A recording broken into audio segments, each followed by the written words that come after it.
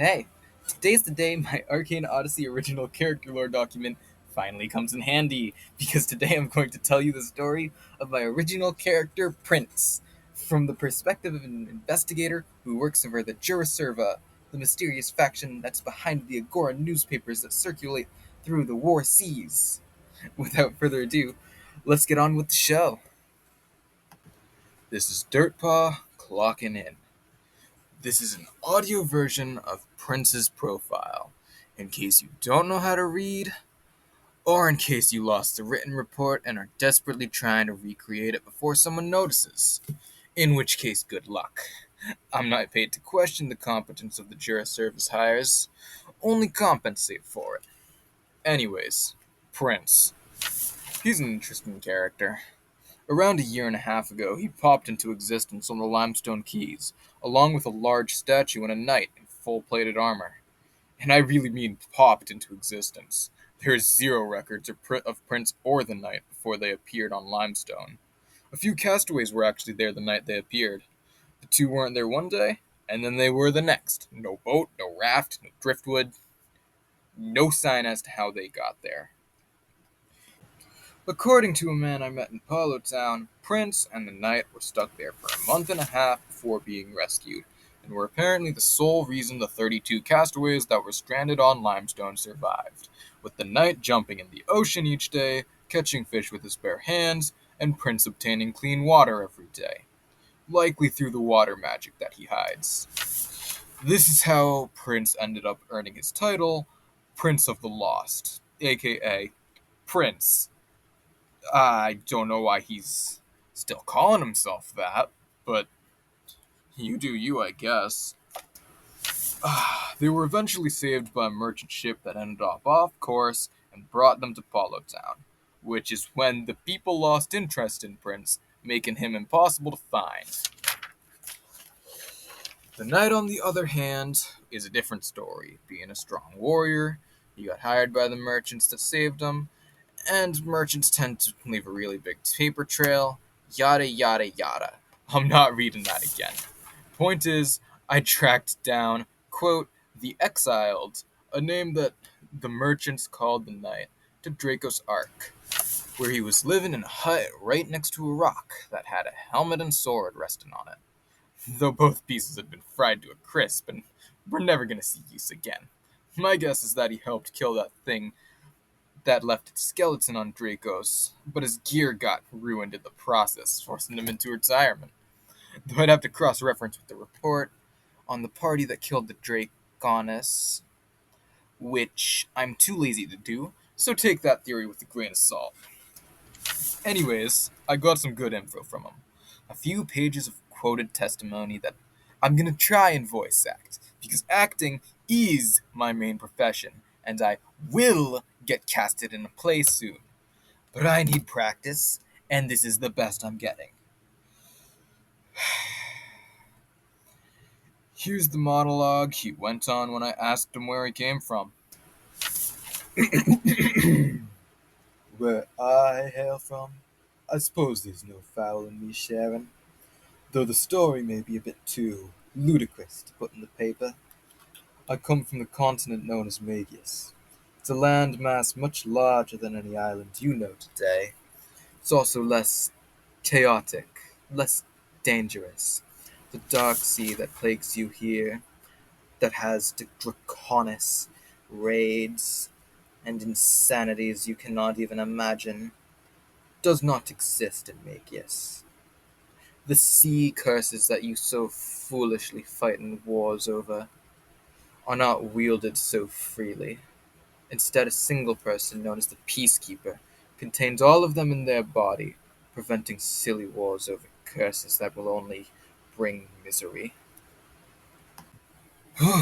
Wow. On second thought, maybe there's a reason I haven't been hired in a while. Anyways, the Peacekeeper's a pretty, interesting idea. Sounds like a power-hungry maniac if you ask me. Well, at least it makes one thing clear. He's from a place drastically different from the War Seas, but still shares most of the fundamentals.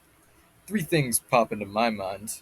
Either he's from a parallel world, really far in the past or future, or he's just straight up delusional. You take your pick. Anyways, moving on.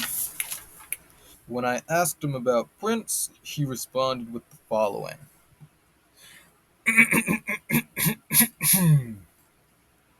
The kid I came here with, he's got a bit of a tragedy behind him. His name is Eris Silva, son of the king of some hold, David Silva. He was always the center of gossip, not that any of it was his fault. Unlike every other Silva, he was born with water magic, and not fire magic. I wasn't exactly familiar with him at the time, but I do know the townsfolk blamed Era for incurring the fire god's wrath when a volcano erupted and destroyed their original town of Charon because of his magic. All because he had water magic. A pity, really. King David managed to save everyone from the disaster of Charon, but it didn't help Era's reputation. I hear he got bullied after that. Some kids even dyed his hair from silver to blue. Eventually, he was exiled from the town and was told to only return if he defeated the Minotaur with nothing but a torch. I teamed up with him to make sure he didn't get himself killed. But he could have handled himself. Despite almost never using it, he's a monster when it came to his water magic. If we found the Minotaur, we would have seized him in an instant. But all we found was a statue of him. We camped out that statue for a night, and next thing we knew, we were on the Limestone Keys. At the very least, Prince would be worth recruiting purely for his knowledge of Magius. After all, if he can get here, so can threats. Anyways, the exile told me Prince traveled to Cirrus Island to forge for Aeroplast and Cloudroot in exchange for a way to utilize fire magic. Fat chance.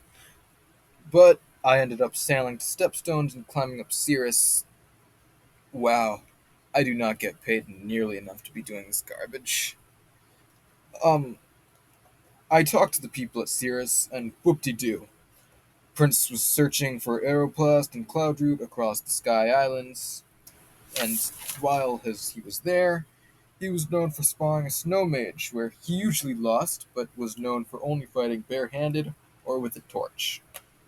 Other than that, the only other thing of interest that happened was once a month, after Prince arrived, a green-haired girl would climb onto the stepstones every month and give him burning gels in exchange for Prince's sky goods. After 7 months of their little exchange, Prince learned about the thermofist fighting style from the alchemist, at which point he set off for Ravenna, where he learned the thermofist technique from a man named Jern Redside. Jern. Anyways, according to Jern, Prince learned to imbue his magic into his fists almost instantly after learning his thermofist technique. The kid's seriously a genius. Since his water magic evaporated into steering hot steam, whenever he imbued it, he saw it as a heat magic, or at least something that his homeland would approve of, I'm guessing.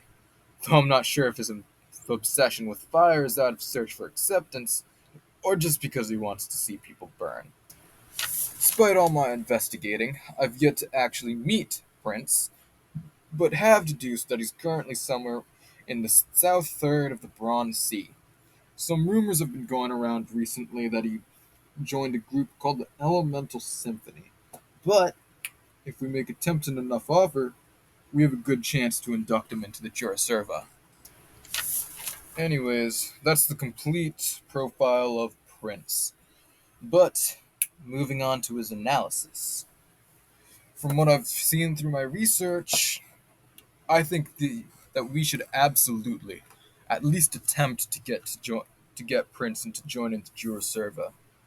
If not for his combat prowess or magic ingenuity, simply for the fact of where he's from. I mean, Peacekeeper sounds good, but they could very well be a tyrant, and if they are, they have a chance of getting transported here the same way Prince was. And we should probably be prepared for a person that could have every sea curse. Just a thought. But anyways, that's all from me. So Dirtpaw clocking out. Hey, this is the end of the video, if you couldn't tell. But if you've made it this far, thanks for watching. I hope you enjoyed this little tangent on my character's lore. Uh, I really like this piece of lore because I like how it ties into the world of magic and Arcane Odyssey theory. Because even if the statue at Limestone and the Exiled's gear at Draco's Ark are just like references, even though I feel like they're too implicit to be references, uh, it's really cool to just think that somehow the Exiled actually made his way into Arcane Odyssey. And one other thing I wanted to touch on, the reason this guy is named Prince of the Lost. I created this entire Castaway story around it because he uses the lost stats, quote unquote, which is what I just call intensity and regeneration.